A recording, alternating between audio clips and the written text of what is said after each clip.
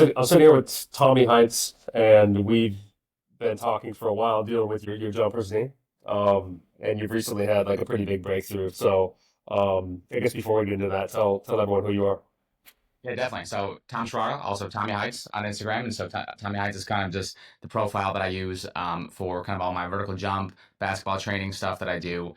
My day job, I work as a presentation designer at Under Armour, and so just managing communications from that aspect. But I think I really got into this because when I moved to Baltimore, I've always been a hooper. I've always enjoyed basketball, played basketball throughout high school, never really had knee pain. But I also didn't kind of do the same type of exercises and workouts that I was doing when I started to increase my vert. So when I moved to Baltimore, we had a basketball court in the HQ office, and I was like, I just want to use this more often. Get in here, get back in shape. I was kind of out of shape at the time. I was probably pushing around 190. And which is heavier for me. I'm usually right now I'm pretty lean and I'm around right under 170, at around 5'11", 6 foot. And so I was like, hey, like I have this gym basically to myself. I can just do whatever. I'd like to see if I'm 28 years old, if I could dunk. Because I had before, like just very lightly, like just like rim grazers when I was like 22, 23, but never really took it seriously. And so I started just recording my workouts. And I think when you just start and jump into something like that, and you don't really have a lot of context on how to do it, you kind of just like take everything in. You want to learn as much as possible. Is what I was trying to do. I was trying to be a sponge, and so I was getting all of this information from everybody all the time, and I wanted to apply it all the time. So I start my first 3 months, I had a decent strength base because I'd always liked to work out, but I just started jumping like crazy, doing every jump workout I could see, doing like contrast training, and then just doing plyos like every day and jumping. And I'm 28 at the time, and I spiked my volume so much. But I just did not realize what I was doing. And it was kind of, I think I was coming at it from like you're a relatively active person. Um, and so it's not like it hit me right away or I had one singular injury that was like, oh, my knee's like messed up. It was an accumulation of like 6 or 7 months where I was making these huge gains, right? I went from like 28 inches all the way up to close to 38 inches. I'd have a little knee pain here and there. And it kind of just towards the end of it, and it kind of just like kind of just gradually increased over time. But once I got to around 10 months, 38 inches, I was like dunking a lot all the time. I'd have good days and bad days, but there was a specific session where I know I just went in and I really wanted to get a specific couple dunks down for a video and just cooked my knee, right? And it wasn't like I just like did one thing. It was just like I knew that I wasn't feeling good about halfway into this session, and I was like, I need to get this dunk down. And I mentally told myself like I'll be fine. I'll be able to do some exercises and get it back and rest for a couple days. And I think I pushed past that threshold in conjunction with the rest of the accumulation of fatigue that I've just been building up for these last 10 months from having these unstructured workouts of let's just jump, jump, jump, jump, jump. So while it was really effective at increasing my vert because I had so much intensity and so much volume in a place where like I already had a good strength base, I had no load management skills. I really didn't know how to rehab and recover. And so after that day, the first month I was like, oh my gosh, like this is taking a lot longer to recover. The first 3 weeks after or 2 months after that, I was like, all right, I need to go to a doctor, see if I can get a PT, start exercises. During this time, I had done a bunch of like knees over toes stuff, right? I think they have a great social media team. And when you don't know how to differentiate between good content and bad content from a physiological standpoint, like it sounds enticing. You're like, oh, walking backwards, like that could solve my issue. Doesn't really hurt. Like it's easy to load. And so you don't have a critical lens to look at it and say, hey, this is like not really doing anything or it actually could potentially be bad the way that you're loading it because nobody's there to explain it to you and you're just consuming everything. I think that's one thing that a lot of people like myself that had that issue at the time was you want that solved. Like I tell people like I was ready to drink any snake oil you give me because I was like I just want to fix my knee. Like that's it. And so you kind of fall into these things and there's so many people who are presenting themselves as authority online that you don't really know where to go. So I tried knees over toes for months and months. I think you get a little bit of limited success just because you kind of stop jumping and it heals itself a little bit, and you are do a little bit of quad exercises. And I was already strength training to a certain degree, just a little bit under duress because I was like some days it felt good, some days I was overdoing it, but was having trouble after that with this injury for a hot minute. And so finally, after about 3 months, I just went to got some PT. I got like an X-ray done, and we didn't have an MRI done yet. They were like, you got to go through a few months of PT. I think PT definitely helped a little bit more, but it definitely felt like I got to a certain point where I was getting to maybe 85, 90%, where I think most people would be like, hey, I feel good. I can walk around, I can run, I can do basic things, and I'm not having problems. I think the issue is that when I got into this PT scenario, like they that team there was like really good at treating people who were working in the office with me, because it was based out of the HQ office, who have a day job and they're sitting all day and they're not really going and trying to hit a 40-inch vertical, right? And I think the difference being, if you're working with somebody who like wants to apply that much force to your knee, like you need to be able to load it properly to recover. And all of the exercises they prescribed in that aspect were like body weight exercises and doing isometrics up to a certain point where it's like, okay, here, but like you still need to load it. And we just never got into that like really heavy loading phase. And I didn't have a way to go back to them and be like, I think you're not doing enough. Because like as a patient, how do you tell your doctor that they're doing them wrong, right? Or that they're doing it wrong? Um, and so that went on. And finally, so for about 4 or 5 months, I went to PT, and I had like limited success enough where you'd get to 90% and you'd be like, hey, this is good. And then you'd go and have one hard jump. And it was like, damn, I just set myself back 2 weeks or 3 weeks because it was just so much force in that one jump. Specifically on the medial side of my left knee, that's kind of where the pain had flared up. I'm a 2 foot jumper, right, left. So you're getting that left knee, having that faster stretch learning cycle when you're hitting it and going around. And I have a decently long penultimate step. So it's kind of that just immediate swing up. But when you're getting to this 95% and you're like, man, what am I going to do? So I went in and it was after about 4 or 5 months of PT, and I was kind of stalled out, and I was like, I'm going to finally go get that MRI. And I feel like in that situation, you're almost looking for something to be wrong because you want confirmation that like there's a something that is the source of this issue that you can finally attack, instead of learning that like you were just doing it wrong this whole time. Because when you're already 30 years old and you're like, I've been going to PT for like 9 months, 10 months now, and it's still like you're still just not there. You see other people online, especially guys who are jumping and they're 22 and they bounce back in like a third of the time, and you're like, what am I doing here? Like, I feel like my diet's right, my sleep is right, and I just can't push myself over the edge. And so I think that's kind of where just trying to go through different rabbit holes of where I can really get to a good source of let's get to this pain. And I really don't know how I came across your page. Um, but when I finally did, when I was looking into it, I think one of the things that really sold me on going through in the program was you have the science that you sell in with the program. So you have JKP, and then you have like the science little pamphlet that goes with it. And I was like, I've never seen any trainer, any program give me a back end look into like why their methodology works. And as somebody who likes to like learn those things, like I think that was such an affirmation for me of like this seems like that could be the right thing. And then so the more I dive into the content, and then seeing now a lot of your content being replicated in like those deliberate steps that you lay out, like I've seen THP do it afterwards. But all of it, I feel like this process, this like 4 or 5 step process that you laid out, has now been replicated by a lot of people in like the vertical jump space. When I say replication, like I don't know if these guys were doing it beforehand, and I like never really bought into coaching, so I don't want to make accusations that's like, oh, everybody copied Jake, but that's just the way that the order in which I consumed it, and then started seeing those things pop up afterwards. Um, and so as I was going through this progression, it was the first time where I got in there and I was like, you start with this 30, 40 pound isometric in your left knee, and you're like, man, this is like, how am I know that I'm strong. And like, I know my quad is not just only able to lift 30 pounds in an extension. But it was challenging. I was like, this is like tough to do. And so surprising because I switched to my right knee, and it's like I could do an easy quad extension for 180 pounds, whatever it is, and there's just no pain in the left knee. It's like, how is my muscle just like not contracting and able to push these things? It's like it was like so frustrating. And so started with your program. I think I still didn't get over the edge up until a point where I hit in January. I decided to dry January. I was about to turn 31.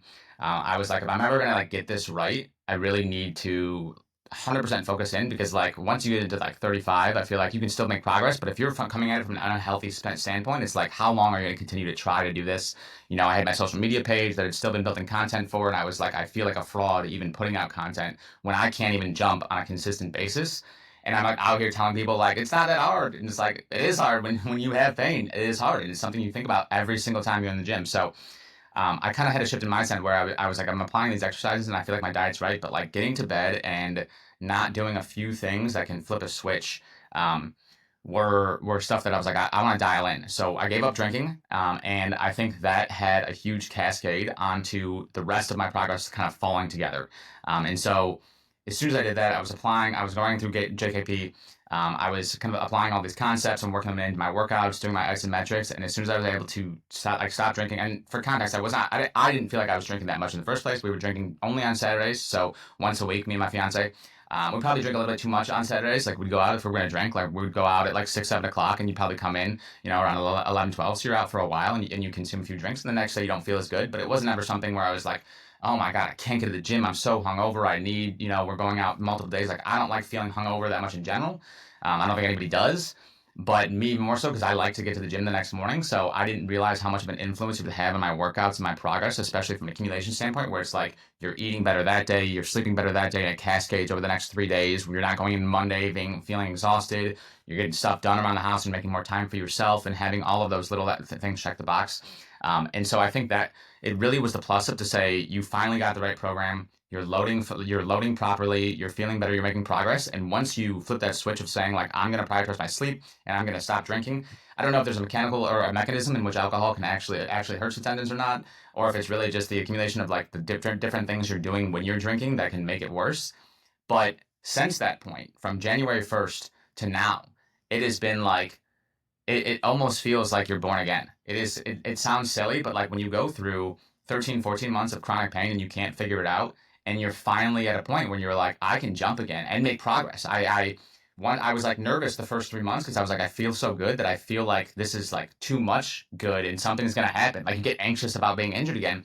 But around March, I was like, I'm feeling good enough to feel like I want to do like a real test my vert. So at my max, I was 38 inches. I know I knew I'd regressed a little bit, but I'd been so conscious about like not even testing because I didn't want to test because I felt like if I jumped high enough to test, I was gonna re-injure myself. But two, like a test and my jump is trash. It's like that's even worse. I have this whole platform and I can't even jump. So retested in March, and since then, like 6 weeks later, I had gone up an inch, so I went from 34 inches to 35 inches. And even after that, it's the little things like I went through, and the next day after doing a vertical jump test and really pushing it and getting 30 really solid warmed up jumps, full max effort, reaching for on the vertex and going 100% and feeling good the next day. And I was like, wow, I feel like I could retest the next day. I'm finally at that point where I'm bouncing back like I feel like I did the first few months when I was trying this. And then just with a better perspective on how to load manage, how to take care of my body. And then when something does happen, I have the core concepts that I learned from your content to be able to fall back on and say, hey, I'm at a 3 out of 10 pain today.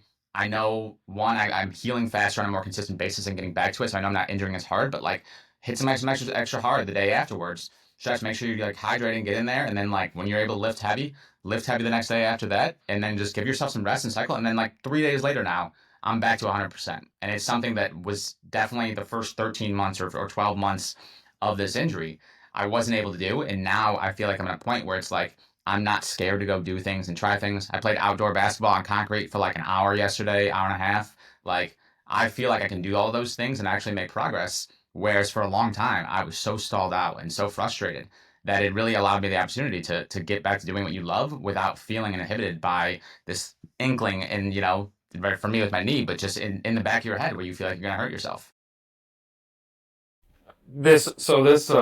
You said you went 28 to 38 inches in like 9 months, and Yeah, then I would like say that after, almost a yeah, lunch. Yeah.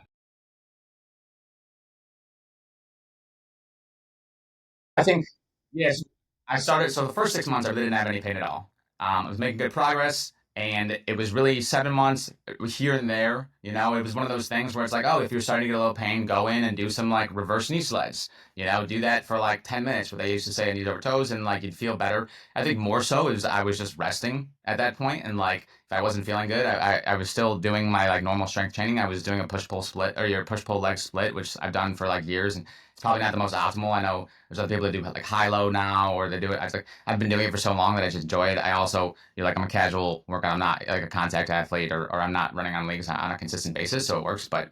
Um, but yeah, so I had the pain around 6 months it started, and then around 10 months, 11 months, it really kind of like it amped up a little bit. I felt like it was really manageable, and then I don't think this specific session I did anything specifically when I went into like there wasn't when I was doing it, at least it wasn't like I hit it at one point and it hurt. It was an accumulation of over an hour of like me going in and trying to jump and I knew I had a little bit of pain, but I was like, it's not that bad, so I could just kind of push through.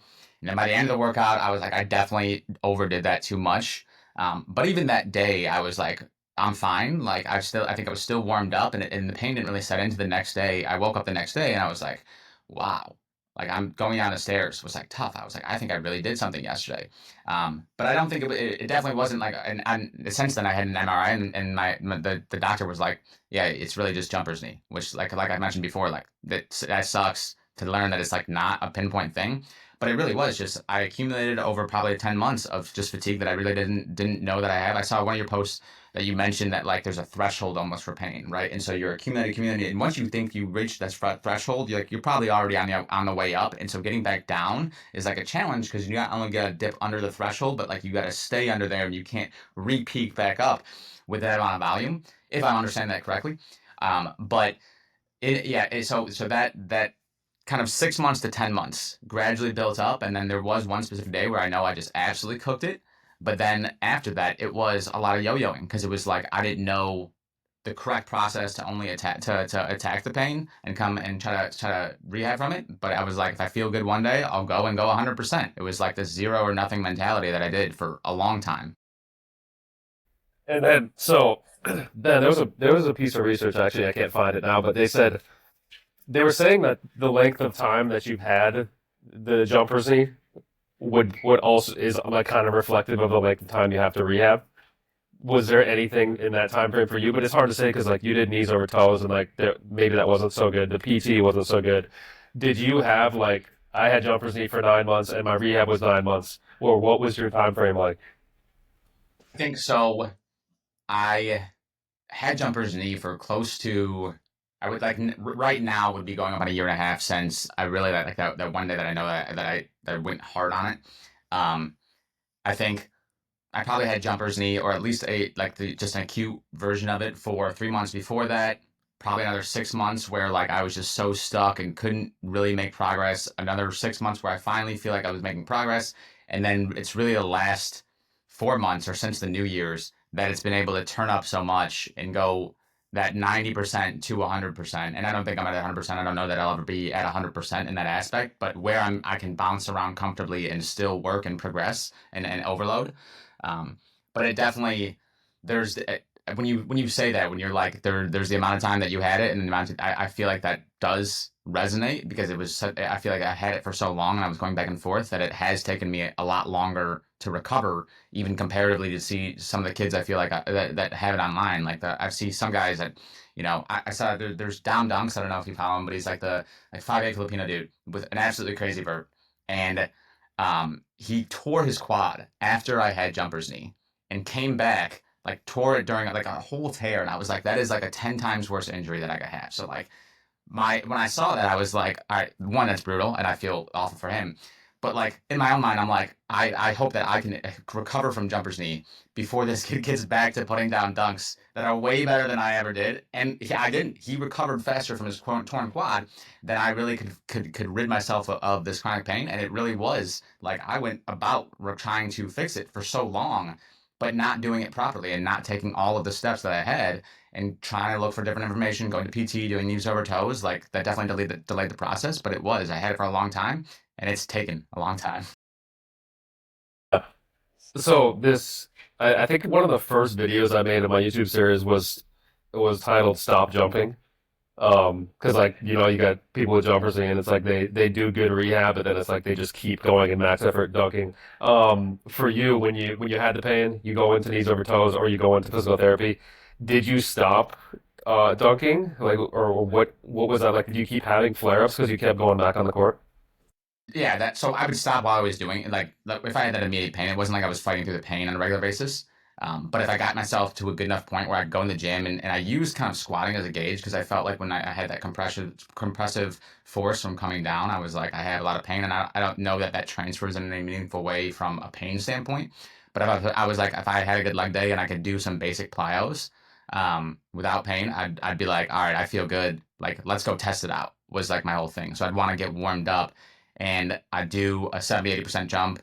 And then I'm like, all right, I feel good. And then I go to 100, and I was like, that was not good right away. So I think I definitely was like I'd get, my pain was here. I'd let it drop down to about here. And then, like, right when it was here and that lower phase from coming from here, I'd be like, all right, time to test it and go do a max jump. And it's like, what are you doing, dude? Stop. Just like, you can't just like go and just like test every single time you feel 20% better than you did beforehand. Like, because a test is going max, it's going 100%. If you're going to test it, like, you're trying to hit as high as you can. And in retrospect, I was like, what was I doing? Why would you do that? Like, you need to be progressive and gradual with it. And I was so impatient. I think part of it, because I'm a little bit older, I was like, I feel like I don't get myself back faster, then I'm losing like precious time. I have like this anxiety about losing time. And um, I now know that I probably set myself back having that mentality instead of just being patient and gradual with it more than I ever would have in the first place. And so that patience and really taking it step by step is something that has really been hard for me to learn. And like, I like to do everything fast. If you could tell, I talk fast. Like, that's just how my mind works. And so not being patient with it was definitely, and not, running the proper programs in the first place, but just jumping right back into it. Oh, brutal. How dumb. Yeah. This this whole warming up, yeah, the warming up thing. Um, I think I talked to Jordan Kilgannon like years ago, and he was like back when he was younger, he'd just go in and do like max effort jumping fine. But now that he's older, it's like there's such a long warm. I think you actually had a video recently on the warm up that you have to do when you get older. Um, did you was this just something you became aware of naturally dealing with the jumpers that like you cannot jump cold?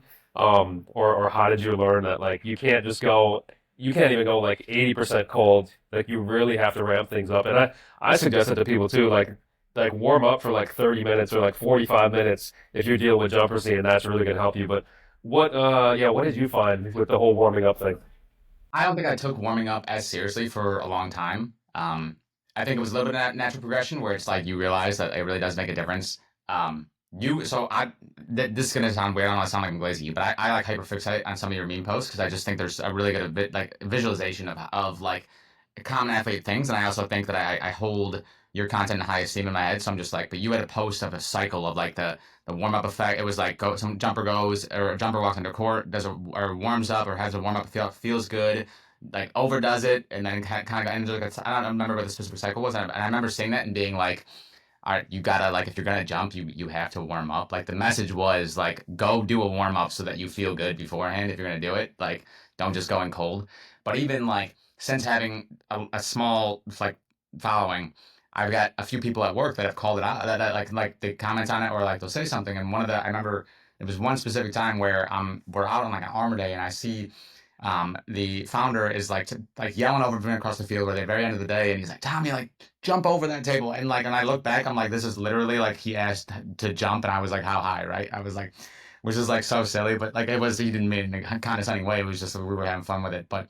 He was like, jump over this table. And I remember I'm like across the football field for it because we have a football field on campus. And I'm thinking to myself, I don't want to jump over this table because I have not warmed up. Like he's like everybody's like, oh, he can jump, like just do it on the spot. And I'm sitting there and I'm like, the founder of the company is like, do a jump for us so like we can see because he was like telling people about it. He's like bragging about it, and like that feels good. So it's like I want to do it because like he's a big deal.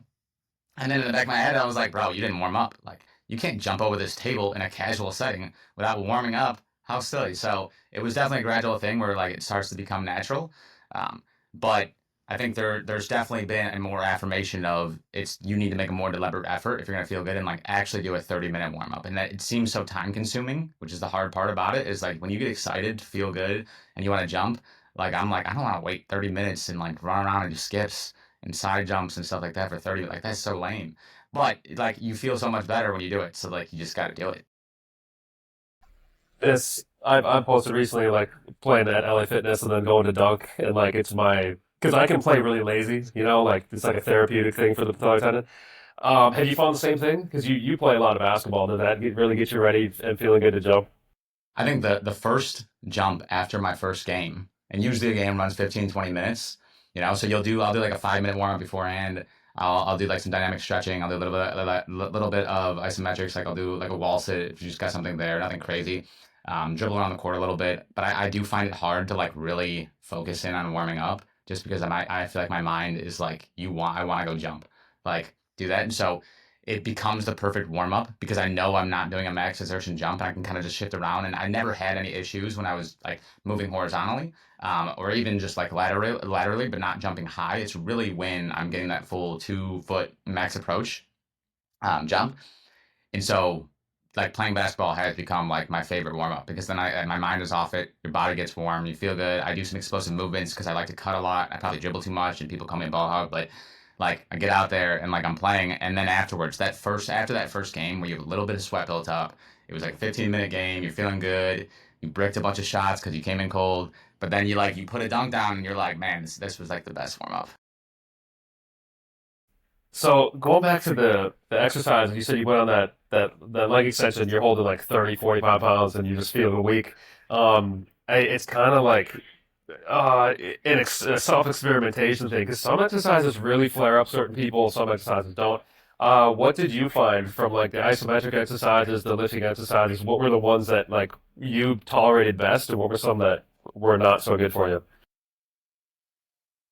Split squats felt so good.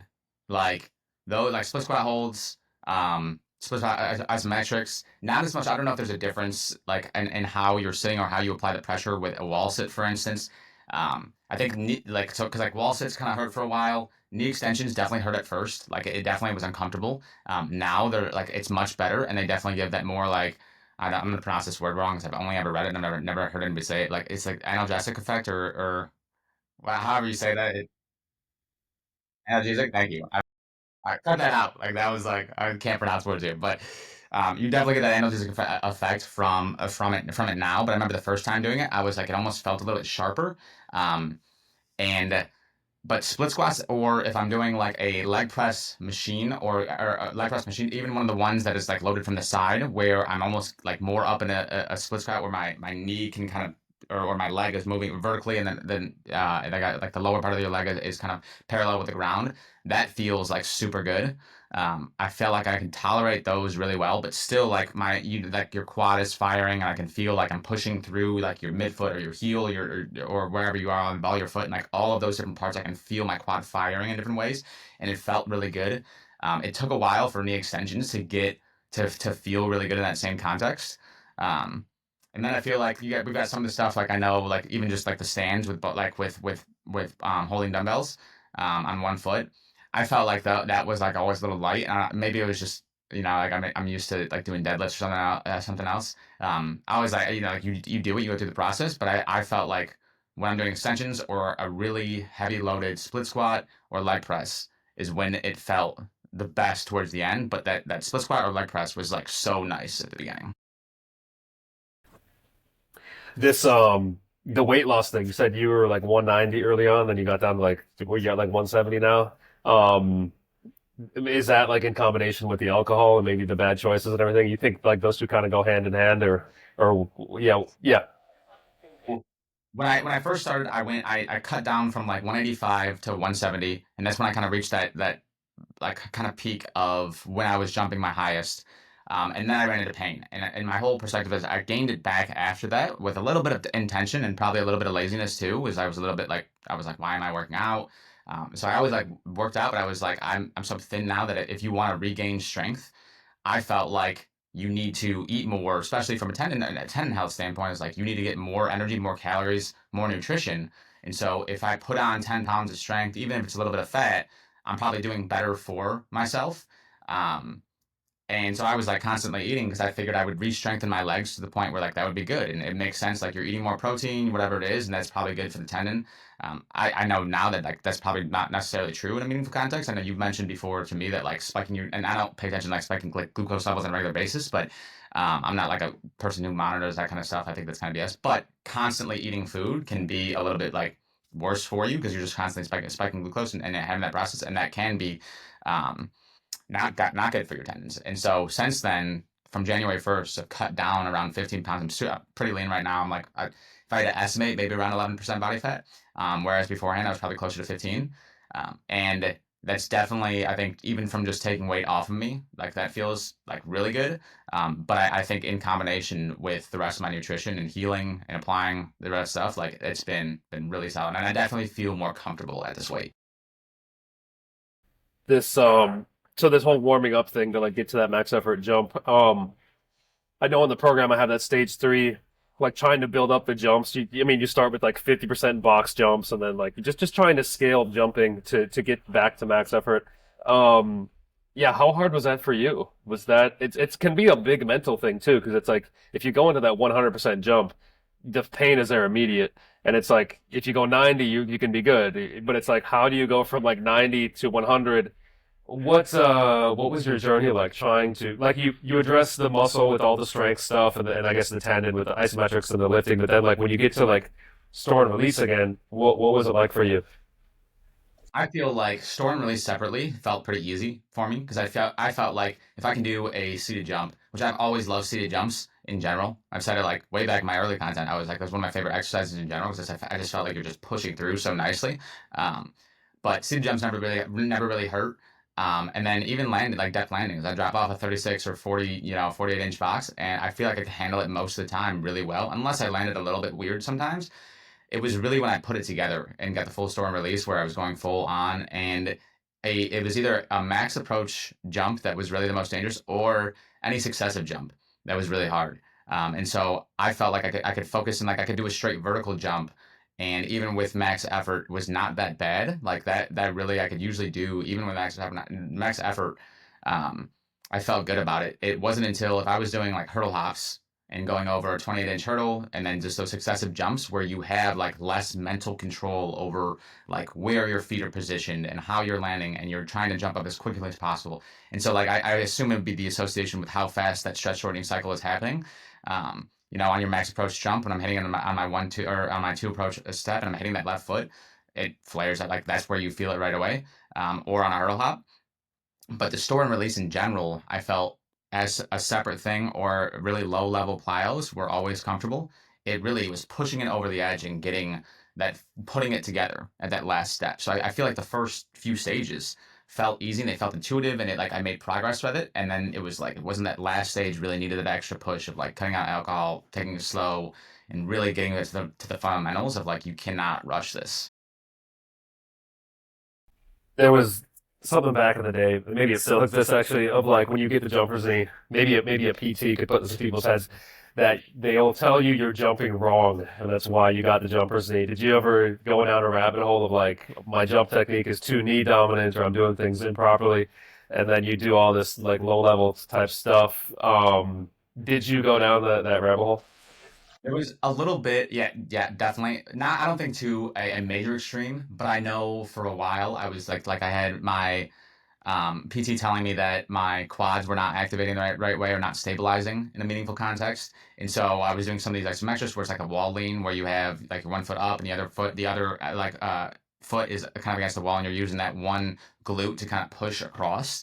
And I remember talking with you one time and being like, I feel like my glutes are strong. Like I don't have like a weakness there, but like that was one of the things. Or, when you get the knees over toes, like they'll say like your VMO is either overdeveloped or underdeveloped, and it's like you're not now that you're not isolating the VMO in a meaningful way. I mean, like not to the degree that you would have a VMO that's significantly bigger than the rest of your quad because that's not how muscles contract. It's one muscle, but um, I don't know that I ever was really assessed from like my jumping was wrong, other than I had some excessive knee valgus in one side. But I think part of that was just like my tendon was weak. It wasn't really the form, um, and I just had to get back to there. But I was trying to adjust for that by looking at different things that I thought could have been wrong with my form, or with an imbalance in muscle. Right, so making sure I hit my quads a little bit harder. I looked into calves for a while. I was like, if I really loosen up my calves, it feels better or whatever it is, and I think all of those things were like you're looking for an answer to see if you can get a quick fix, and it's like, oh, I figured it out, and like 90 times, at least for me, it felt like 99% of the time, it's like the answer was like you just need to load it properly and progressively go through these things and stop looking for some perfect thing to fix it because the perfect thing to fix it is just like time progression and going through the proper steps. Always the so like I've rehabbed kind of probably similar to your case many times, and then I get time off in my life and I come back and it flares up again. What are your concerns in the future? Like I know I think we talked like a month ago. and it was like you were pretty excited about the pain decrease.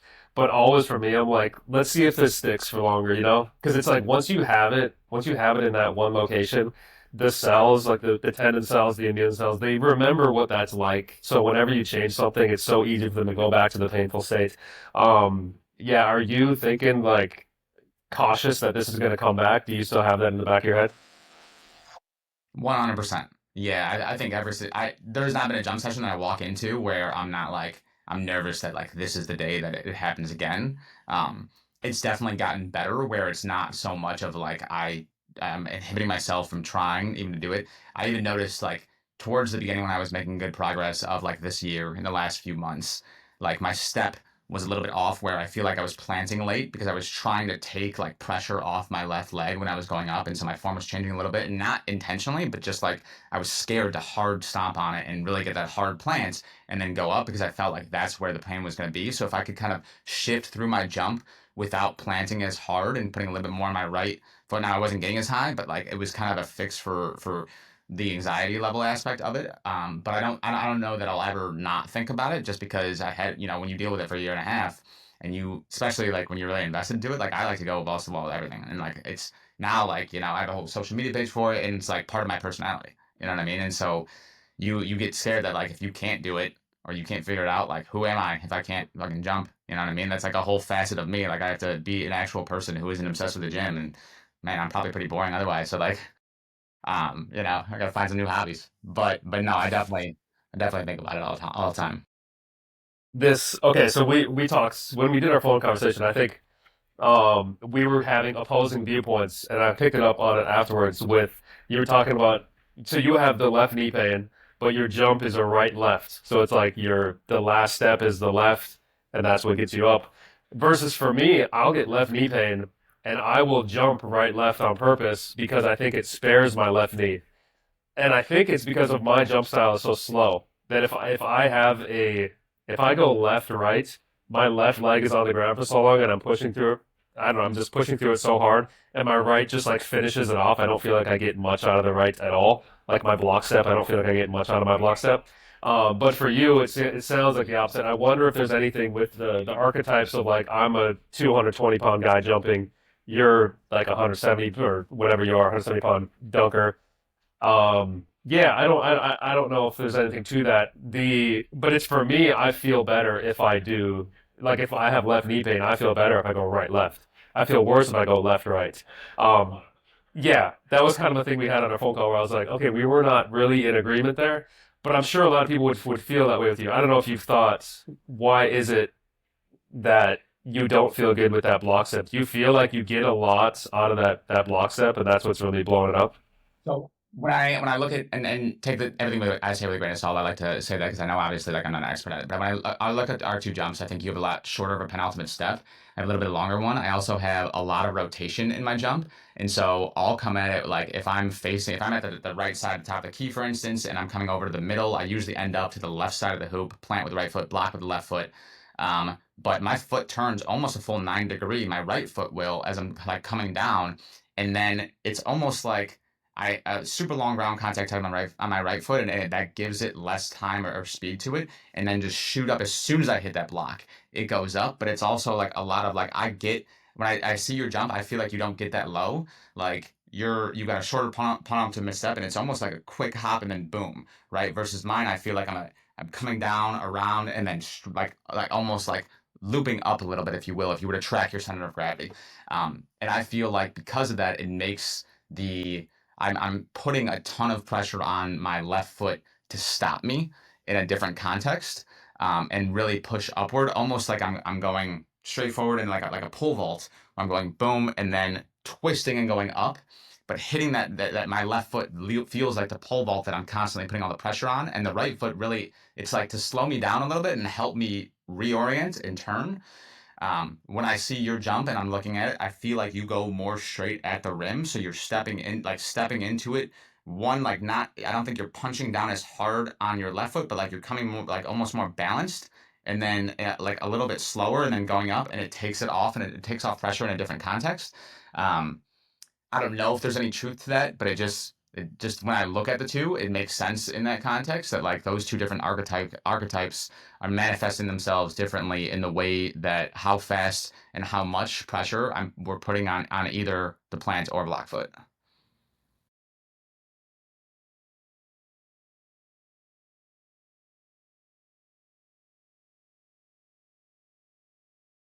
Left pain, but I hate it. It feels that's one thing is like I got really good at jumping one way and one way only. Like I have a lot of toe drag when I do a 1 foot jump. It feels super awkward when I do a left right. I've been trying to do it more just because I feel like mechanically it balances out a little bit. Like if I'm just constantly doing a right left, like I'm not getting good at other jumps. Part of it was I was like I'm 5'11". I'm never gonna be somebody who is going in and like, going from any angle and putting on posters on somebody. So I was like, I'd rather be like really good at one jump and like be able to do crazy shit than like okay at the rest of them and never be dunking on people in games. Um, and so I hyper focused on that aspect. So I can do a left right and like I can get a decent amount of height just because I know how to jump, but it definitely feels just like awkward as if like you're throwing a basket or a baseball with your left hand versus your right hand. There definitely is less pain with it. Like I don't get the same type of like intermedial pain on my knee where I feel like I'm like at first it almost felt like a pinch, and you could feel like a shift. I felt like I could feel my kneecap shifting almost. I don't know if I'm describing it like perfect, but I know there was a sensation that I could definitely feel when I was doing that right left plant or right plant left block. Um, versus when I was switching it, I was not getting that. It was much more fluid. It's just also I just then it would make my dunks like if you were skateboarding, it was like a goofy stance because I'm going in left right and then I'm like turning my body like I kind of offwards or like awkwardly where it kind of like you're approaching the rim weird. Whereas now this feels so much more natural because I'm like kind of turning and facing to the rim, and then I have an opportunity to go over the shoulder more to dunk. Um, so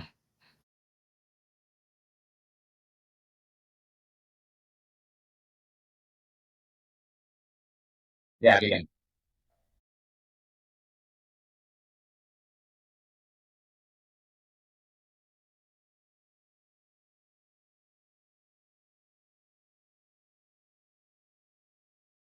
So I think part of it is my biggest concern was that like in a vegan diet you're not getting collagen or any type of those like any type of collagen protein in general. And I think for most people like you don't need to just because you're getting those proteins from meats, eggs, dairies in general. It's a more complete protein. And so as a vegan you have to be more deliberate about getting those amino acids.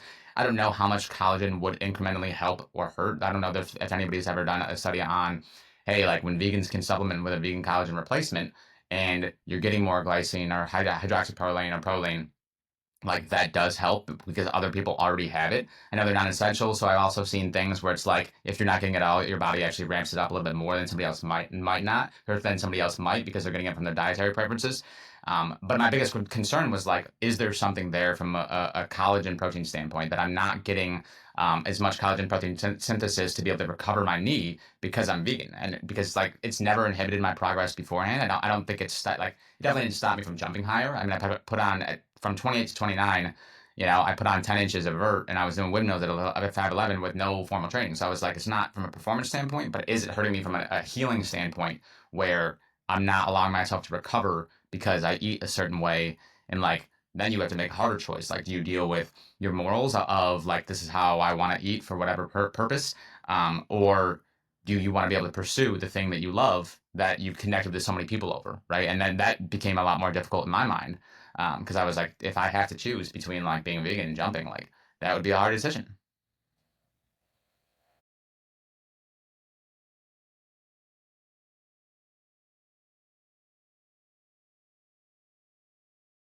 I think so.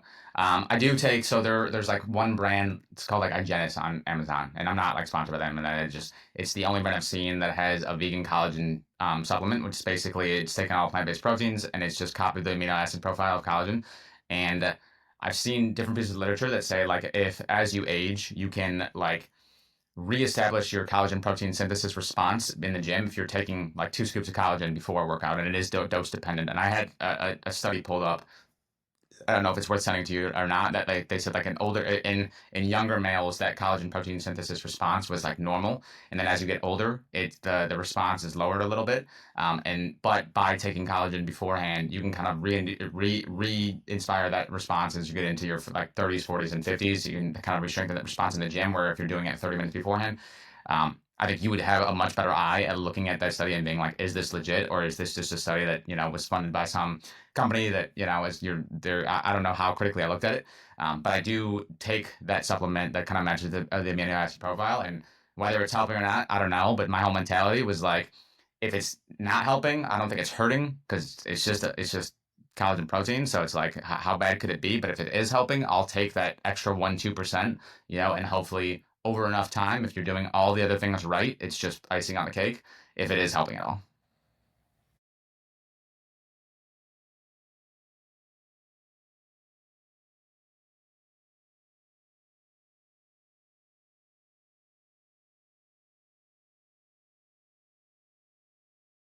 I mean, obviously, like just go look at your content way earlier. It sucks that I felt like I waited or it took me 8 months of like going down rabbit holes to like just stumble across your page. Because if I had found that from day one, I feel like this would have been, I don't know for sure, but I feel like this conversation would have been happened as a success story or working towards a success story 6 months ago or 8 months ago, um, which would have been awesome. But I think the other thing is if you want to actually recover and get back to where you're at, you have to take it seriously, and that means like doing all of the hard things and sometimes changing your life and the things that you do on a regular basis to be able to facilitate that, like whether it's the sleeping, the drinking, the nutrition.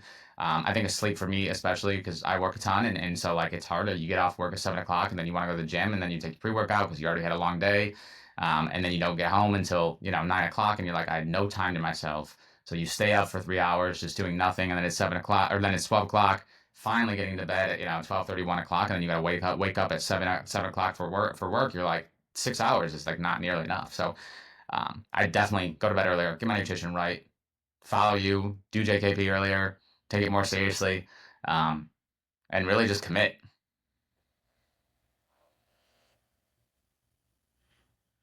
You're still muted.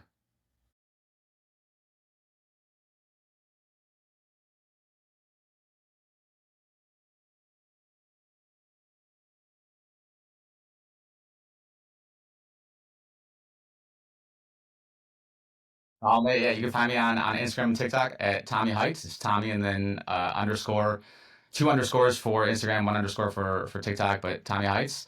And hope to see you guys there. Thank you, Jack. I appreciate you.